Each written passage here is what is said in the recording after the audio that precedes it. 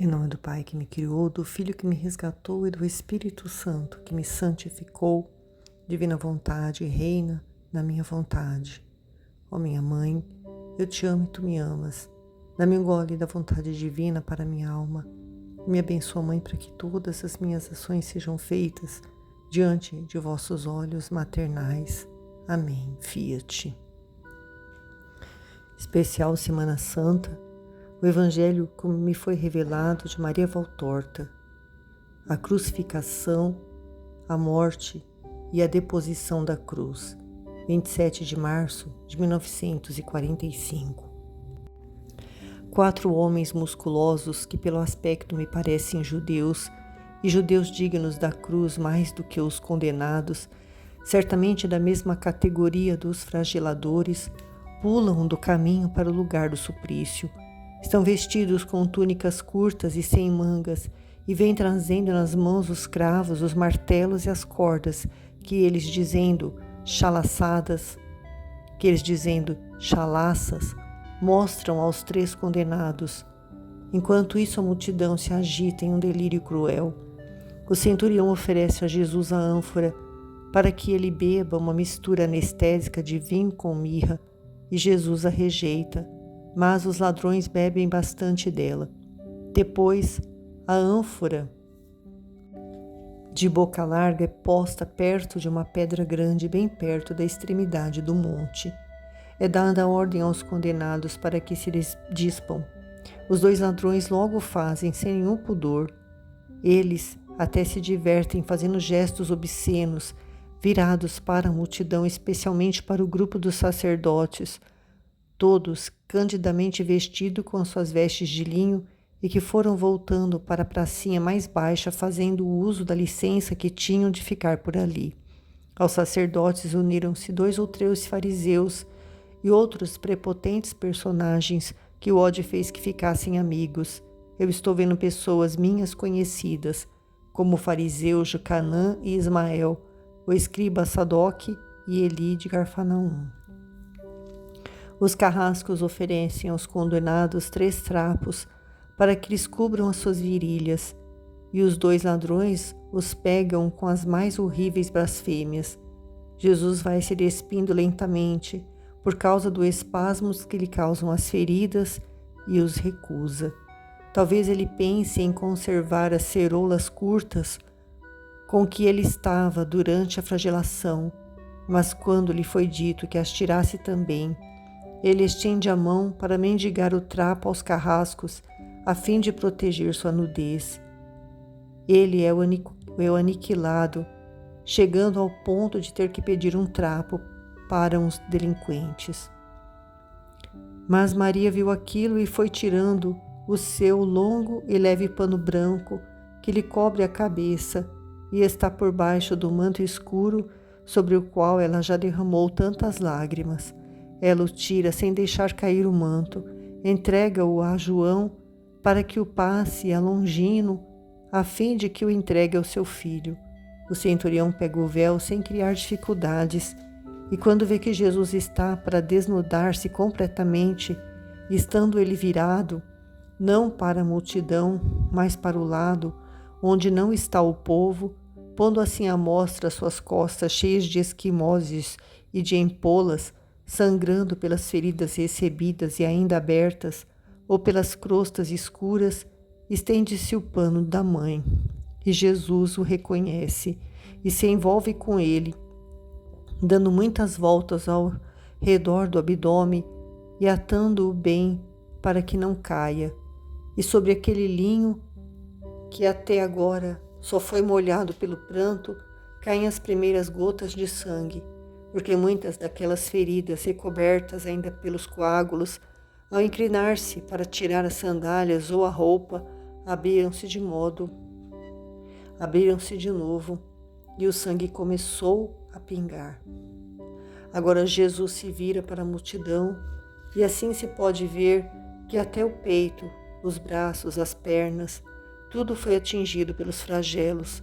Na altura do fígado há uma enorme esquimose, e sob o arco esquerdo das costelas estão bem claras as marcas de 7 vergões em relevo, que terminam em 7 pequenas lacerações que estão sangrando dentro de um círculo arroxeado.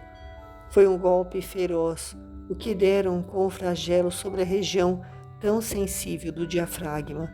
Os joelhos, contundidos pelas contínuas quedas iniciadas logo depois da captura e terminadas no Calvário, estão escuros pelos hematomas e abertos sobre as rótulas, especialmente o da direita, numa grande laceração que está sangrando. A multidão zomba dele em coro. Oh, que belo! É o mais belo dos filhos dos homens. As filhas de Jerusalém te adoram. E entoa, em tom de salmo: o meu dileto é cândido e coroado, distinto entre milhares de milhares. Sua cabeça é ouro puro e os seus cabelos são cachos de palmeiras, são como as penas do corvo. Seus olhos são como 2 pombas que se banham nos riachos, não com água, mas com leite, o leite da sua órbita. Suas faces são como canteiros de aromas e seus lábios purpúreos são lírios que destilam a preciosa mirra. Suas mãos são torneadas como um trabalho de ourives e terminam em róseos jacintos. Seu tronco é de marfim, com veios de safira. Suas pernas são perfeitas colunas de um alvo mármore com base de ouro. Sua majestade é como a do Líbano, imponente ele é, e mais alto do que os cedros. Sua palavra é cheia de doçura e ele é uma completa delícia. E eles riem e gritam também: o leproso, então tu fornicastes com algum ídolo para que Deus te tenha castigado assim?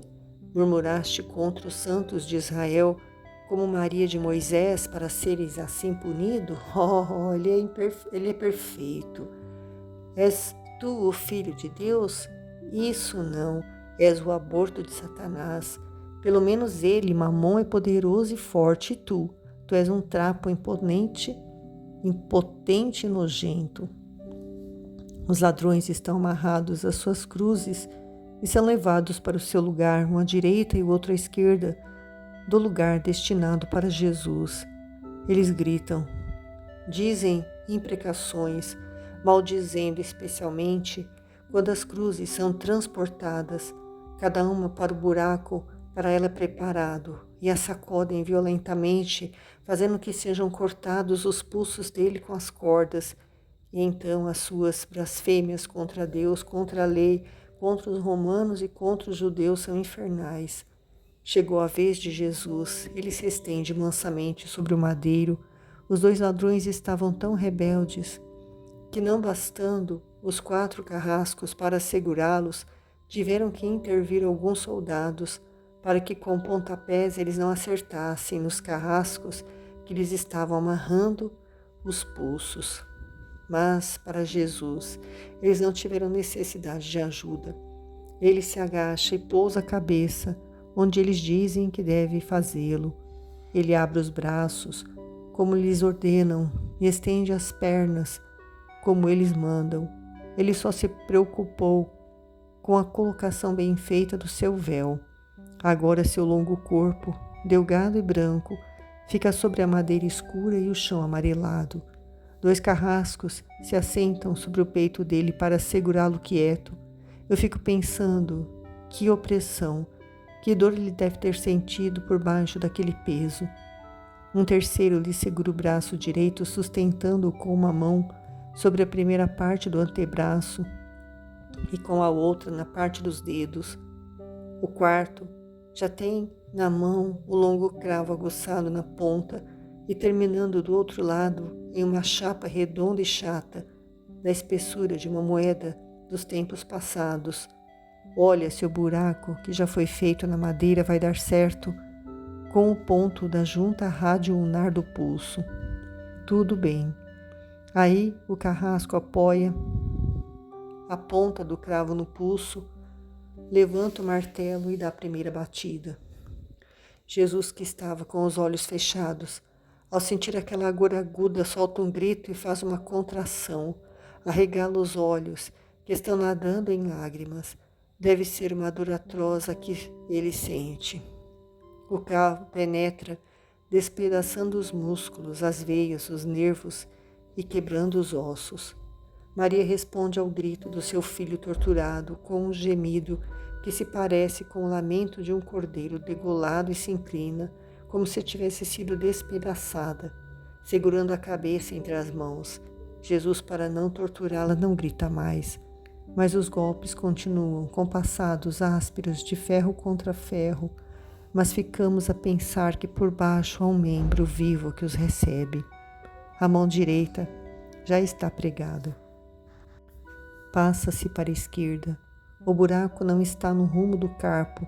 Então, eles apanham uma corda, amarram-na no pulso esquerdo e puxam, até que se desloque a articulação e se arranquem os tendões e os músculos, além de lacerar a pele, já cortada pela corda da captura. Também a outra mão deve estar sofrendo, pois está esticada para o rumo oposto, e ao redor do seu cravo vai se alargando o buraco. Por enquanto, ficam apenas no começo do metacarpo, isto é, entre o polegar e os outros dedos, justamente no centro do metacarpo. Aqui o cravo entra mais facilmente, mas produzindo um maior espasmo, porque ele tem que cortar nervos importantes, tanto que os dedos ficam inertes, enquanto os outros, os da direita, entram em contrações e tremores que são sinais de sua vitalidade. Mas Jesus não grita mais, tem somente um lamento rouco atrás dos lábios fortemente fechados, e as lágrimas do espasmo caem por terra depois de terem caído sobre a madeira. Agora é a vez dos pés. A uns 2 metros ou mais da ponta da cruz, há uma pequena cunha que dá somente para um pé. Sobre ela são puxados os 2 pés para ver se a medida está certa, mas visto que ela ficou um pouco baixa e os pés não chegam até ela, eles esticam pelo tornozelo o pobre Marte. O lento áspero da cruz raspa assim sobre as feridas, muda a coroa de lugar, que se afasta levando consigo mais cabelos e fica querendo cair. Um dos carrascos a achata sobre a cabeça com uma palmada. Agora aqueles que estavam sentados no peito de Jesus se levantam e vão colocar-se sobre os joelhos, visto que Jesus fez um movimento involuntário para encolher as pernas. Ao ver brilhar ao sol um cravo muito comprido, com o dobro do comprimento e da grossura do que aquele que foi usado nas mãos, eles põem os seus pesos sobre os joelhos esfolados e fazem compreensão sobre as pobres canelas contundidas, enquanto os outros 2 executam a operação, muito difícil, de pregar um pé sobre o outro, procurando combinar as 2 articulações dos tarsos sobrepostos. Por mais que eles fiquem olhando e segurando com firmeza os pés, ao baterem o martelo sobre os dedos contra a cunha, o pé que fica por baixo muda de lugar por causa da vibração do cravo, e eles precisam quase arrancá-lo, porque o prego, depois de ter entrado nas partes moles, já está sem a ponta por ter perfurado o pé direito. Deve ter se deslocado um pouco para o centro, e eles batem. Só se ouve o atroz rumor feito pelo martelo sobre a cabeça do cravo, pois todo o Calvário está com seus olhos e ouvidos atentos para apreciarem as ações e o rumor e se divertirem com aquilo. Ao som áspero do ferro se une o lamento de uma pomba surdina. É o gemido rouco de Maria que fica cada vez mais inclinada a cada batida, como se o martelo estivesse ferindo a ela, a mãe mártir. E ela tem razão de parecer estar perto de ser despedaçada por aquela tortura. A crucificação é uma coisa tremenda, semelhante à flagelação pelo espasmo mais atroz de se ver, pois se vê o cravo ir desaparecendo por entre as carnes vivas, mas em compensação é mais breve, enquanto que a flagelação esgota pela duração. Para mim, a agonia do horto, a flagelação e a crucificação são os momentos mais atrozes. Eles me revelam toda a tortura de Cristo, A morte me alivia porque eu digo: acabou-se. Mas estes não são o fim, são o começo de novos sofrimentos. Agora a cruz está sendo arrastada para o buraco e vai balançando, sacudindo o pobre crucificado, pois o chão é muito acidentado. Por fim é levantada a cruz, que por 2 vezes escapou das mãos dos que estavam levantando e cai, uma vez de repente e outra vez sobre o braço direito da mesma, causando um áspero tormento a Jesus, porque uma sacudida repentina move de lugar os membros feridos. Mas quando depois deixam a cruz escorregar e ela cai em seu buraco, antes ainda de ser socada ao redor com pedras e terrões, e ainda está bambeando para todos os lados, causando contínuas mudanças de posições ao pobre corpo que está pendurado por 3 cravos, o sofrimento deve ser horrível. Todo o peso do corpo se desloca, ora para frente, ora para baixo, e os buracos vão se alargando, especialmente o da mão esquerda. E se alarga também o furo dos pés, e com isso o sangue esguicha com mais força, e se o dos pés goteja, indo ao longo dos dedos até o chão, e ao longo da cruz, o das mãos vai pelos antebraços, porque estão mais altos os pulsos do que as axilas, por causa da posição, e passa até pelas costelas, descendo das axilas para a cintura. A coroa, enquanto a cruz bambeia antes de ser fixada, muda de lugar porque a cabeça bate para trás, fincando na nuca o grosso nó de espinhos, no qual termina a torturante coroa, e depois torna a voltar para a fonte e arranha sem piedade. Finalmente a cruz é firmada no terreno e não há outro tormento senão de ficar pendurado. Agora estão levantando também os ladrões, os quais, uma vez que ficaram na posição vertical, gritam como se estivessem esfolados vivos pela tortura das cordas que apertam os pulsos e fazem que as mãos fiquem escuras com as veias inchadas. Jesus está calado. Ao invés, a multidão não se cala mais, mas recomeça aquele vozereiro infernal. Agora, o alto do Gólgota tem o seu troféu e a sua guarda de honra. No ponto mais alto está a cruz de Jesus. De um e de outro lado desta estão as outras 2. Meia centúria de soldados armados está ao redor do cume, e dentro do círculo desses homens armados estão 10 peões jogando os dados para verem quem vai ficar com as vestes dos condenados. De pé, entre a cruz de Jesus e a da direita, está Longino, e parece estar montando guarda de honra ao rei mártir. A outra meia centúria, que agora está repousando, está às ordens do auxiliar de Longino, no caminho da esquerda e sobre a pracinha mais baixa, esperando entrar em ação se for preciso. Nos soldados há uma indiferença quase total. Somente um ou outro de vez em quando levanta o olhar para os crucificados. Longino, por sua vez, observa tudo com curiosidade e interesse. Pondera e faz seu julgamento por si mesmo. Ele observa os crucificados, especialmente o Cristo, e também os espectadores. Seu olhar penetrante não deixa escapar nenhum particular, e para ver melhor, faz o anteparo com a mão, porque o sol deve estar aborrecendo. De fato, o sol está estranho.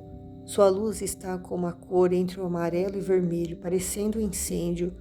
Depois parece que o incêndio se apaga de repente por causa de uma grande nuvem cor de breu que se levanta por detrás das montanhas da Judéia e que passa velozmente pelo céu, indo desaparecer atrás de outros montes. E quando o sol volta a aparecer, está com uma luz tão viva que os olhos mal a suportam. Longino ao olhar vê Maria, justamente abaixo da saliência do terreno que mantém direcionado para o filho, o seu rosto desolado. Ele chama um dos seus soldados, que estão jogando com os dados, e lhe diz: se a mãe quiser subir com o filho que a acompanha, pode vir, e tu escolta e ajuda. E Maria com João, que Longino pensa ser filho dela, sobe pela escadinha cavada na rocha calcária, ao que me parece, e passa para além do grupo de soldados, indo até aos pés da cruz, mas um pouco afastada para ser vista e para ver o seu Jesus. A multidão lhe oferece imediatamente os mais vergonhosos insultos, fazendo-a participar de todas as blasfêmias dirigidas a seu filho. Mas ela, com os lábios trementes e embranquecidos, procura somente confortá-lo com um sorriso amargurado sobre o qual se enxugam as lágrimas que nenhuma força de vontade consegue deter em seus olhos. O povo, a começar pelos sacerdotes, os escribas, os fariseus, os saduceus, os herodianos e semelhantes, procuram espaço para fazerem uma espécie de espiral, subindo pela estrada escarpada, passando ao longo da última elevação e descendo pela outra rua, ou vice-versa. E enquanto vão passando aos pés do monte, pela segunda pracinha, não deixam de oferecer suas palavras blasfemas como uma homenagem ao moribundo. Todas as torpezas, todas as crueldades, todo o ódio, toda a insânia de que são capazes os homens com a língua são amplamente pronunciadas por essas bocas infernais. Os mais cruéis são os membros do templo, ajudados pelos fariseus. E então, tu, Salvador do gênero humano, por que não salvas a ti? Abandonou-te teu rei Belzebu? Ele te renegou? Gritam os sacerdotes. E um bando de judeus diz: tu que não há 5 dias, com a ajuda do demônio, fazia dizer ao Pai, que te teria glorificado, como é que nunca os fazes lembrar que cumpra a sua promessa? E 3 fariseus dizem: blasfemador, salvou os outros, como ele dizia, com a ajuda de Deus, e não consegue salvar-se a si mesmo, e queres que se crê em ti? Então faze agora o milagre. Não tens mais poder, hein? Agora estás com as mãos pregadas e estás nu. E uns saduceus e herodianos dizem aos soldados: cuidado com a feitiçaria, vós que apanhastes as vestes deles. Elas têm dentro de si o sinal infernal. Uma multidão diz em coro: desce da cruz e creremos em ti, tu que destróis o templo. Louco, olha-o lá, o glorioso e santo templo de Israel. Ele é intocável, ó profanador, e tu estás morrendo. Outros sacerdotes dizem: blasfemo, tu, filho de Deus? Então desce daí agora, fulmina-nos, ó se é Deus. Nós não te amamos e cuspimos sobre ti. Outros passam, sacudindo a cabeça e dizendo: ele só sabe chorar, salva-te se é verdade que tu és o eleito. E os soldados dizem: então salva-te, reduze a cinzas essa Sodoma das Sodomas. Sim, a Sodoma do império sois vós, canalhas de judeus. Faze isto, e Roma te levará para o Capitório e te adorará como um nume. Os sacerdotes dizem aos seus pares: eram mais doces os braços das mulheres do que os dessa cruz, não é verdade? Mas olha, já estão prontas para receber-te as tuas. E dizem uma palavra infame: aqui tens toda Jerusalém a servir-te de casamenteira. E assobiam como uns carreteiros. Outros lhe lançam pedras e dizem: transforma essas pedras em pães, tu, ó multiplicador de pães. Outros ainda, macaqueando os hosanas do domingo de Ramos, jogam-lhe ramos e gritam: maldito que vem em nome do demônio, maldito seja o seu reino. Glória a Sião que o excluiu de entre os vivos. Um fariseu se planta diante da cruz e mostra um punho fazendo um gesto de desprezo, dizendo: eu te entrego ao Deus do Sinai. Tu não disseste? Agora o Deus do Sinai te prepara o fogo eterno. Porque é que não chama Jonas para prestar-te um bom serviço? Outro diz: não estraguemos a cruz com as batidas de tua cabeça. Ela ainda vai servir para os teus seguidores. Uma legião inteira terá que morrer sobre o teu madeiro, eu te juro por Javé. E em primeiro lugar lá colocarei Lázaro. Veremos se tu o tiras da morte agora. Sim, isto mesmo, vamos a Lázaro e o preguemos do outro lado da cruz.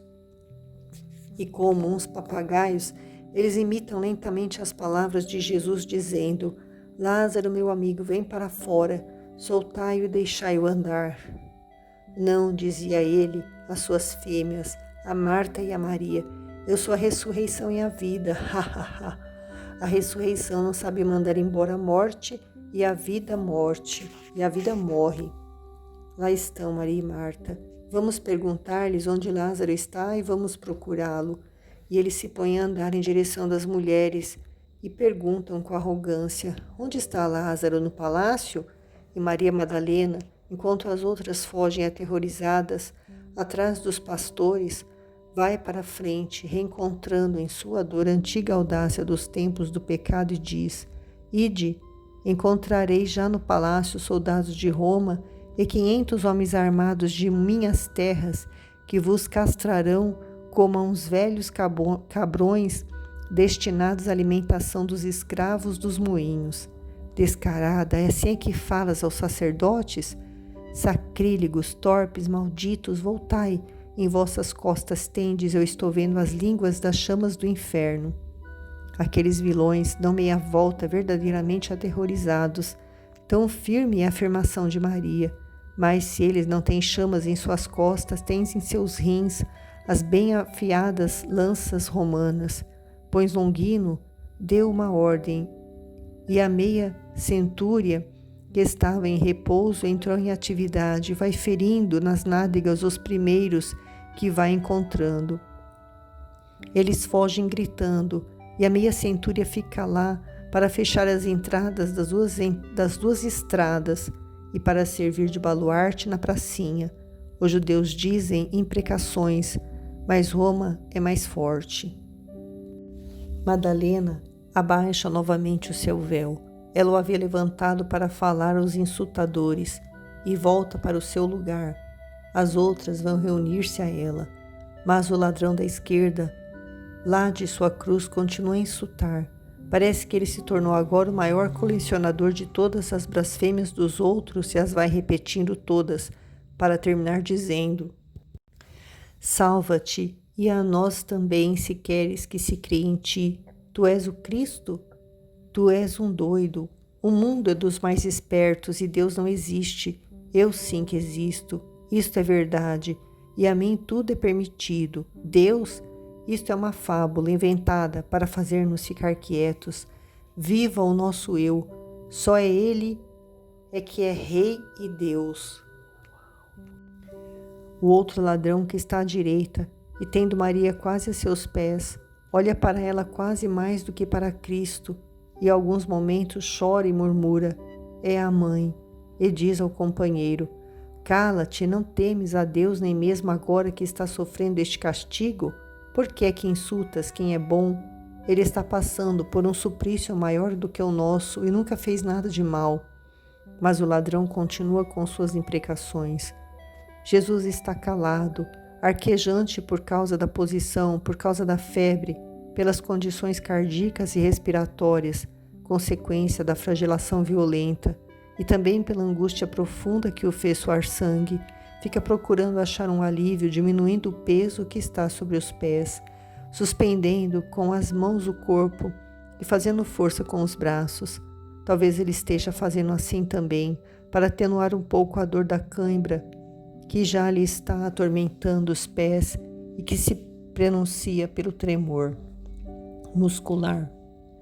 Mas esse mesmo tremor está também nas fibras dos braços, que estão forçados naquela posição, que já devem estar gelados em suas extremidades, porque estão colocados mais para cima e abandonados pelo sangue que com dificuldade está chegando até os pulsos e que fica pingando pelos buracos dos cravos, deixando os dedos privados da circulação, especialmente os da mão esquerda, que já estão cadavéricos e sem movimento, dobrados para a palma. Até os dedos dos pés dão sinais do seu tormento, em primeiro lugar os dois grandes, talvez por terem ficado menos lesados os nervos deles, e eles ainda se levantam, se abaixam e se afastam dos outros.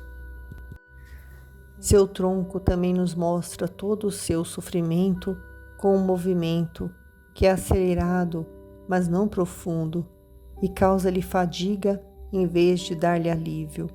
Suas costas, mais largas e mais altas do que as dos outros, pois a estrutura do corpo dele é perfeita, estão dilaceradas além da medida, por causa da posição tomada pelo corpo e pelo edema pulmonar que certamente se formou em seu interior.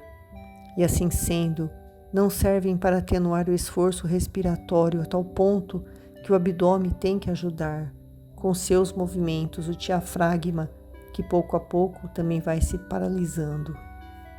E a congestão e a asfixia aumentam de minuto a minuto, como nulo faz ver o colírio cianótico que se mostra em seus lábios, de um vermelho aceso pela febre, e os estiramentos acompanhados de um vermelho roxeado que pincelam o pescoço ao longo das jugulares túrgidas e se alargam até sobre as faces, indo até as orelhas e as têmporas, enquanto o nariz vai ficando afilado e enxágue, e os olhos vão se encovando em um círculo que é lívido, onde ficou privado de sangue que escorreu da coroa. Abaixo do arco esquerdo das costelas, vê-se a pulsão propagada pela ponta do coração, irregular, mas violenta. De vez em quando, por uma convulsão interna, o diafragma tem um tremor profundo que se revela numa distensão total da pele por aquilo que é capaz de estender-se por sobre aquele pobre corpo ferido e moribundo. O rosto já está com aquele aspecto que vemos nas fotografias do sudário, com o nariz desviado e inchado de um lado e também com o olho direito quase fechado por causa da inchação que há deste lado. A semelhança aumenta. A boca está aberta, com uma ferida no lábio superior que já se transformou em uma crosta. A sede por causa da perda de sangue, da febre e do sol, deve ser muito intensa a tal ponto que ele, com um movimento inconsciente, vai bebendo as gotas do suor de seu pranto e também as do sangue que desce pela fronte, até os bigodes, e com elas ele umedece sua língua. A coroa de espinhos o impede de apoiar-se no tronco da cruz para diminuir a tensão do peso sobre os braços e assim dar um alívio também aos pés. Os rins e toda a espinha se arqueiam para a frente, ficando afastado do madeiro da cruz da bacia para cima pela força da inércia, que faz pender para a frente um corpo suspenso como estava o dele. Os judeus que haviam sido expulsos para lá da pracinha não param com os seus insultos, e o ladrão impenitente os imita. O outro ladrão que está olhando sempre com maior compaixão para a mãe e chora, o censura quando percebe que nos insultos ela também é alvejada. Cala-te, lembra-te que nasceste de uma mulher e pensa que as nossas estão chorando por causa de seus filhos e que as suas foram lágrimas de vergonha, porque nós somos delinquentes. As nossas mães morreram. Eu gostaria de poder pedir perdão a ela, mas será que poderei? A minha era uma santa. Eu a matei com a dor que lhe causava. Eu sou um pecador. Quem é que me perdoa? Ó mãe, em nome do teu filho moribundo, reza por mim. A mãe levanta por um momento seu rosto angustiado e olha para ele, para aquele infeliz que por causa da lembrança de sua mãe e da contemplação da mãe está a caminho do arrependimento e parece acariciá-lo com aquele seu olhar de pureza. Dimas chora bem alto. Isso excita ainda mais a zombaria da multidão e do seu companheiro. A multidão grita: bravo, toma essa aí por tua mãe, assim ela ficará com 2 filhos delinquentes. E o outro insiste: ela te ama porque tu és uma cópia imperfeita do teu bem-amado. Jesus fala então pela primeira vez: Pai, perdoa-os, porque eles não sabem o que estão fazendo. Esta oração venceu todo o temor de Dimas e ele ousa olhar para Cristo e dizer: Senhor, lembra-te de mim quando estiveres no teu reino. Que eu sofra é justo, mas dá-me misericórdia e paz depois desta vida, uma vez que eu ouvi a tua palavra e como um doido eu a repeli. Mas agora eu me arrependo dos meus pecados, arrependo-me deles diante de ti, ó Filho do Altíssimo. Eu creio que tu vens de Deus, eu creio no teu poder, creio na tua misericórdia. Cristo, perdoa-me em nome da tua mãe e do teu Pai Santíssimo. Jesus se vira para ele, olha-o com profunda piedade e ainda tem um sorriso muito bonito em sua pobre boca torturada e diz: eu te digo, hoje mesmo estarás comigo no paraíso. O ladrão arrependido fica calmo e, não se lembrando mais das orações aprendidas quando menino, repete como uma jaculatória: Jesus de Nazaré, Rei dos Judeus, eu espero em ti. Jesus de Nazaré, Rei dos Judeus, eu creio em tua divindade. O outro continua blasfemando. O céu vai se tornando sempre mais sombrio. Já com dificuldade, as nuvens se abrem para deixarem passar os raios do sol. Ao contrário, elas vão se sobrepondo umas às outras e cada vez mais os estratos, cor de chumbo, brancos ou esverdeados, se acumulam, se desdobram, conforme os movimentos de um vento frio que a intervalos percorre o céu e depois desce para a terra e se cala de novo, e o ar fica quase ameaçador. Quando ele se cala, sufocante e morto, mais do que quando ele assobia cortante e veloz.